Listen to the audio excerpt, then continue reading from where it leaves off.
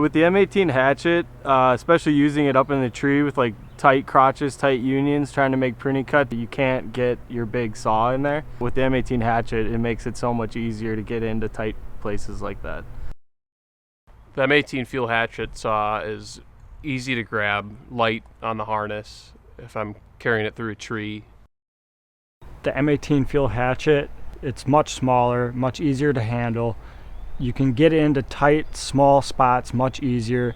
You don't have the exhaust blowing in your face as you're making a cut. So it's perfect for those small, tight areas that you have to cut in.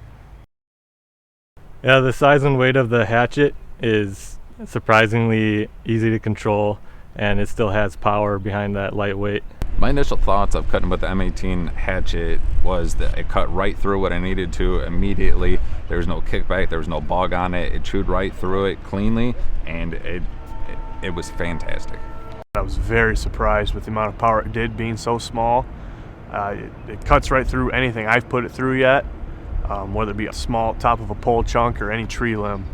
The M18 fuel hatchet's power definitely allows us to be faster on the job site. I mean, the cutting speed alone allows us to be faster. The use of the M18 fuel hatchet has made us more productive as a lineman. We're able to make our cuts a little bit quicker. Not having to pull out such a large chainsaw to make small cuts is so beneficial to us. The size, the power, and the reliability, along with the battery life that I've experienced so far, has been phenomenal.